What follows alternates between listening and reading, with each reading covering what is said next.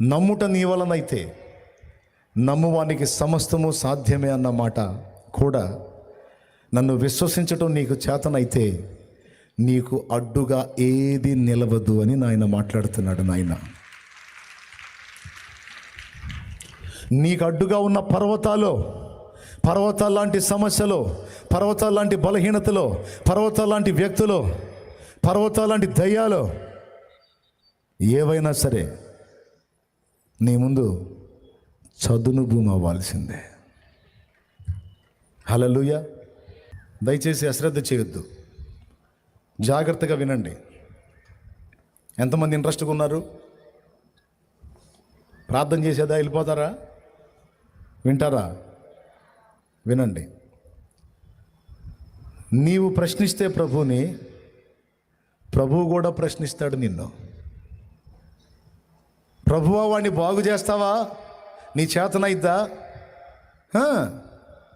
నన్ను నమ్మటం నీకు చేతనైతే, నా శక్తిని విశ్వసించడం నీ చేతనైతే తప్పకుండా నీ బిడ్డకి నా శక్తి పనిచేసిద్ది, వాడు బతికిపోతాడు, బయటపడతాడు అన్నాడు, చేశాడు. ఈరోజు నువ్వు దేవుని ముందుకు వచ్చి నువ్వు ఎదుర్కొంటున్నటువంటి శారీరక, మానసిక, ఆత్మీయ సమస్యలను గురించి దేవుని అడుగుతున్నావు. దేవా, ఇది సాధ్యమేనా? పాడైపోయిన నా కుటుంబం తిరిగి కట్టబడటం సాధ్యమేనా? పాడైపోయిన నా పిల్లల జీవితాలు తిరిగి బాగుపడటం సాధ్యమేనా? పాడైపోయినటువంటి నా ఆత్మీయ జీవితం తిరిగి బాగుపడటం సాధ్యమేనా? నేను కోల్పోయిన వాటిని తిరిగి స్వతంత్రించుకోవటం సాధ్యమేనా? నా ప్రభు మాట్లాడుతున్నాడు, విశ్వాసంలో ప్రజ్వలించటం నీకు చేతనైతే మొత్తం సాధ్యమే. విశ్వాసముతో నా సన్నిధిని గోజాడుట, ప్రార్థించుట, విశ్వాస బలం పొందుట నీకు చేతనైతే నాకు కూడా చేతావు. ఏదైనా తిరిగి నేను బాగు చేయగలను. మొత్తం కోల్పోయిన ఏబుకు తిరిగి రెండంతలుగా ఇచ్చాడని రాత్రి చెప్పాను నేను. మొత్తం కోల్పోయాడు. ఆస్తులు పోయినాయి, అంతస్తులు పోయినాయి, ఆరోగ్యం పోయింది, పిల్లలు పోయారు, మొత్తం కోల్పోయాడు. అన్నీ కోల్పోయాడు. కానీ నా దేవుడు తిరిగి నాకు మరలా నూతన స్థితి దయచేయగలడన్న విశ్వాసాన్ని మాత్రం పోనీలా.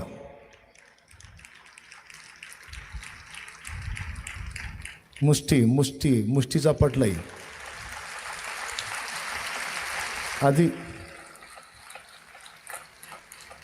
దేవునికి స్తోత్రం.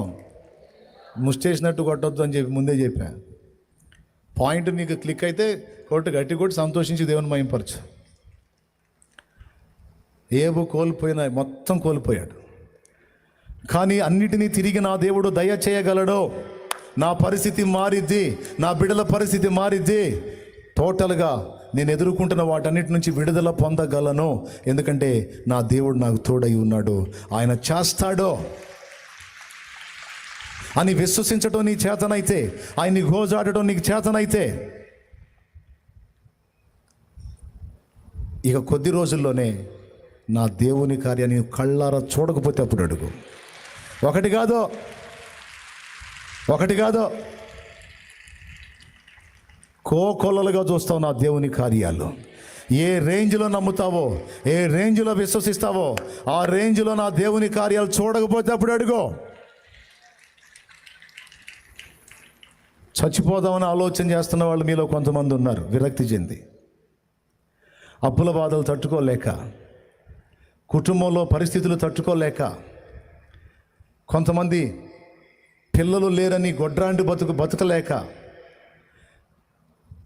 అత్తమామలో భర్త ఈ దరిద్రపు చేసుకున్నాను, పిల్లలు లేరు ఈ గొడ్డుబోద్దానికి, దీన్ని వదిలి ఇంకొక దాన్ని చేసుకోవాలి అనే మాటలు వింటా ఇంకా నేను ఎందుకు బతకాలని ఆలోచించే వాళ్ళు ఉన్నారు. కొన్ని భౌతికమైన సమస్యలను బట్టి ఆత్మీయ జీవితంలో పడతాలు లెగుస్తూ కొంతమంది కృంగిపోయి ఉన్నారు. మానసిక సమస్యల చేత కొంతమంది అల్లాడుతున్నారు. నేను చెప్తున్నా, ఆ సమస్యలు ఏవైనా ఎంతటివైనా వాటిని మార్చి ఆశీర్వాదకరమైన కార్యాలు నా ప్రభు చేయగలడని విశ్వసించిన వాళ్ళందరి జీవితాల్లో వారి విశ్వాసం మేరకు కార్యాలు తప్పనిసరిగా జరుగుతాయి. నా దేవుడు చేస్తాడు, నా దేవుడు చేస్తాడు, నా దేవుడు చేస్తాడు.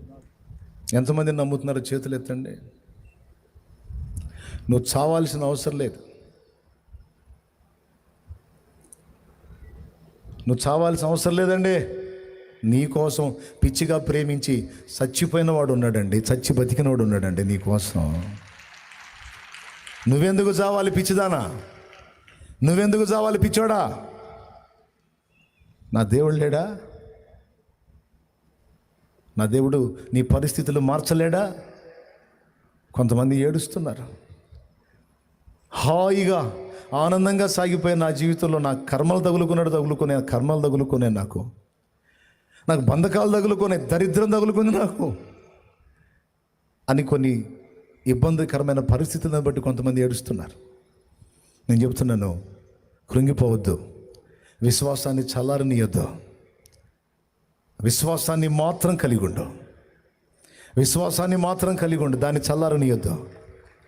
ఆ పరిస్థితులు మారుతాయి, త్వరలోనే మారుతాయి. త్వరలో ఇంకా కొద్ది దినముల్లో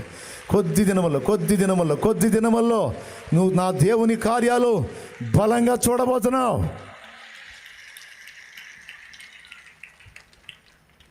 ఇదే నమ్మాడు ఏబు. మొత్తం డబుల్ వచ్చింది, మొత్తం డబుల్ పొందాడు. మరి విశ్వాస వీరుడు ఏందనుకున్నారు? మరి అభిషేకం పోగొట్టుకున్నాడు సంసోను. అయినా సరే నా దేవునికి నేను ప్రార్థిస్తే నా కన్నీళ్లు చూసి నా దేవుడు స్పందిస్తాడు. పడిపోయినా నా మీద కృప చూపుతాడు. నేను కోల్పోయిన అభిషేకాన్ని తిరిగి నాకు ఇస్తాడని విశ్వసించాడు. విశ్వాసం. కళ్ళు పోయినాయి, శక్తిహీనుడయ్యాడు. కానీ మీకు తెలుసా, కళ్ళు పోయి గుడ్డివాడయ్యాడు, శరీరంలో సత్తువ కోల్పోయి బలహీనుడయ్యాడు. కానీ విశ్వాస విషయంలో మాత్రం శాంసన్ బలవంతుడుగానే ఉన్నాడు. తన దేవుని మీద విశ్వాసం శాంసన్కి చావలా. మీకు తెలుసా, చివరికి సంసోన్ అనుకున్నదే జరిగింది. శత్రువులందరినీ హతం చేయాలి, ఒక్కమారే పగ తీర్చుకోవాలి, నాకు ఛాన్స్ ఇవ్వని ప్రార్థన చేస్తే, దేవుడు అవకాశం ఇస్తే ఫిలిస్తీన్లు మొత్తాన్ని హతం చేశాడు. తన జీవితకాలం మొత్తం హతం చేసిన వారిని చూస్తే తను చివరి ఘట్టంలో హతం చేసిన వాళ్ళు ఎక్కువ మంది అని రాసింది లేఖనంలో. నేను చెప్తున్నా, అన్ని శక్తులు నీలో కోల్పోయినా వినా, అన్ని బలాలు కోల్పోయి బలహీనురాలివై నువ్వు నిలిచినా విశ్వాసాన్ని మాత్రం కోల్పోవద్దు. విశ్వాసాన్ని బట్టి ప్రభు వైపు చూడు. నువ్వు కోల్పోయిన అభిషేకం వల్ల నీ మీదకి వచ్చింది, నువ్వు కోల్పోయిన బలం నీ మీదకి వచ్చింది. నువ్వు గెలుస్తావు, నువ్వు జయిస్తావు. ఎంత జయిస్తావు తెలుసా?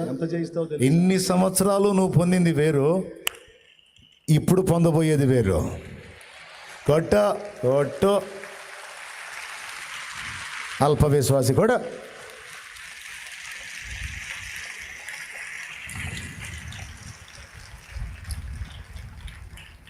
ఇంకా డౌటా? అదొక్కటి కలిగి ఉండు నువ్వు చాలు. అందరూ పోయినా సరే, అందరూ వదిలేసినా సరే, విశ్వాసాన్ని మాత్రం వదలదు.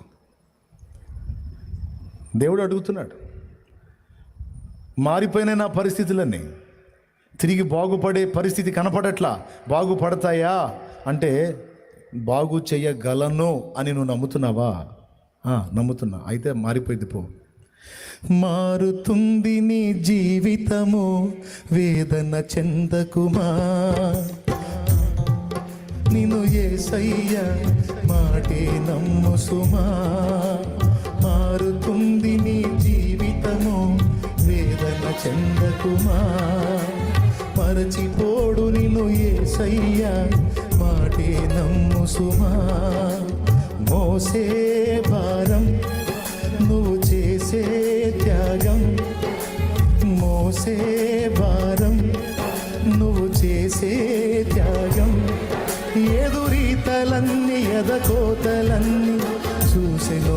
దైవం చెయ్యునులే సాయం, చూసెను నా దైవం చెయ్యునులే న్యాయం.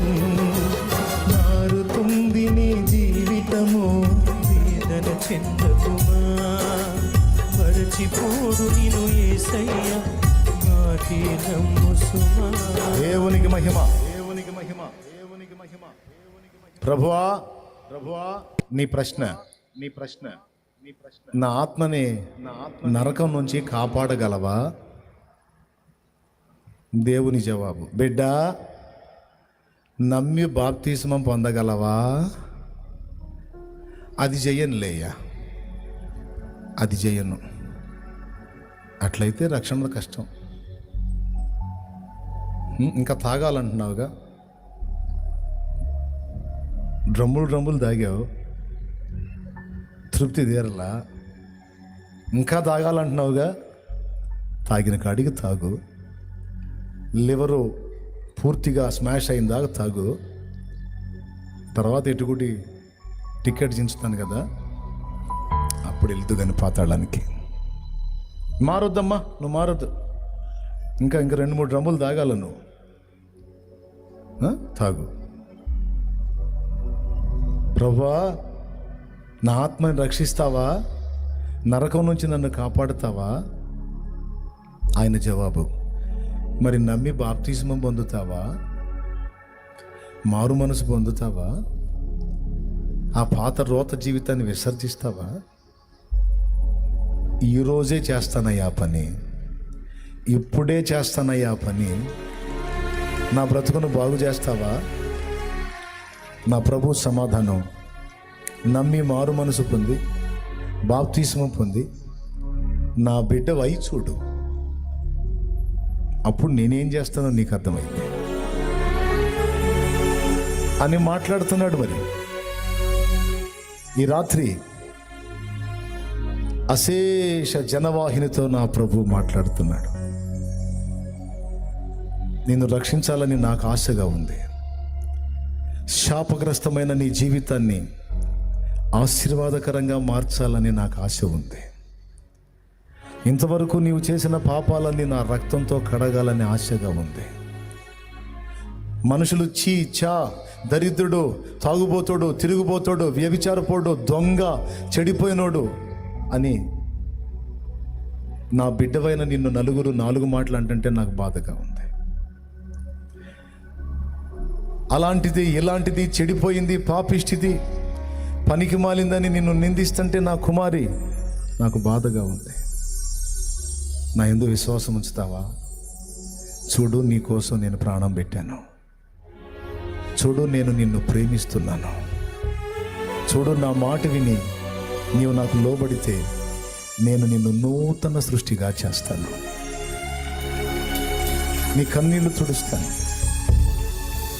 ఏ నోళ్ళు నిన్ను తాగుబోతాడు, తిరుగుబోతాడు, పనికి మాలినోడు, పాపిష్టిది, పాపిష్టుడు అని తిట్టారో ఆ నోళ్లే నిన్ను పిలిచి, అయ్యా అయ్యా అయ్యా వందనాలయ్యా, మా కోసం ప్రార్థన చేయవా అనేటట్టు చేస్తా.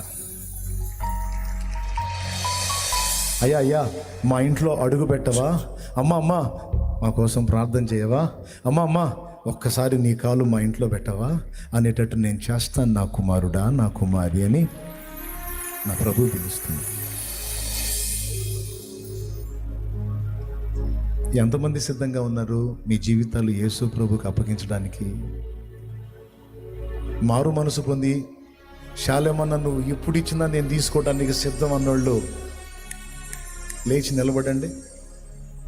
ఎంతమంది సిద్ధపడ్డారో యేసు రక్తంలో పాపాలు కడుక్కోవాలని ఆశపడ్డ వాళ్ళు ఎంతమంది అలా సిద్ధపడ్డారో నిజంగా దేవుడు నీతో మాట్లాడితే లేచి నిలబడు.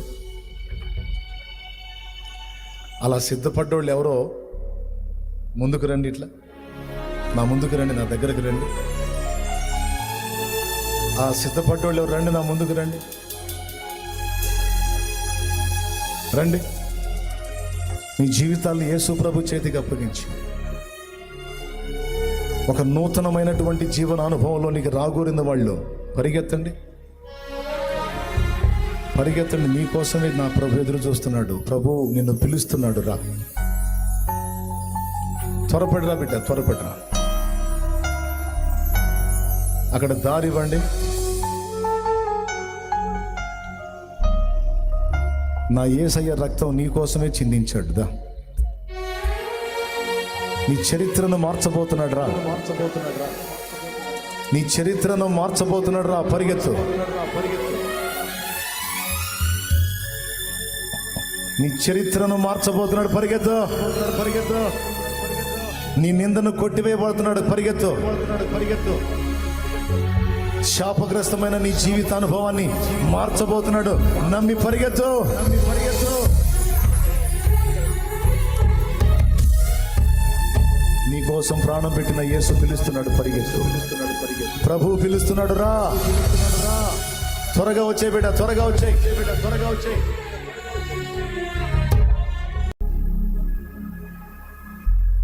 ఇలా ప్రతి విషయాన్ని గురించి నా ప్రభు నిన్ను అడుగుతున్నాడు, నిన్నే అడుగుతున్నాడు.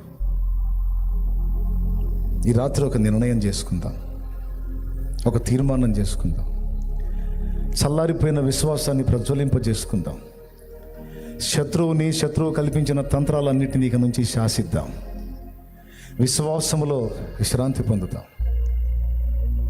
ఒక తీర్మానం చేద్దాం. రేపు పగటి ఆరాధనతో కోట ముగించబడింది.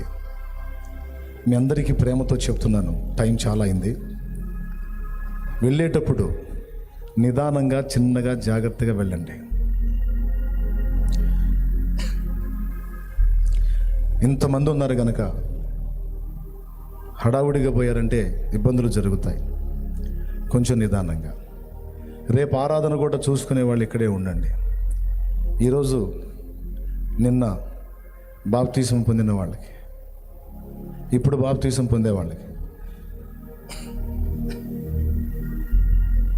రేపు ప్రభు బల్ల ఉంటుంది. అందులో కూడా అందరం పాలు పంపులు పొందుతాం. అంత కాబట్టి రేపు వాక్యం ధ్యానించుకుందాం. ప్రస్తుతానికి అలా లేచి నిలబడదాం.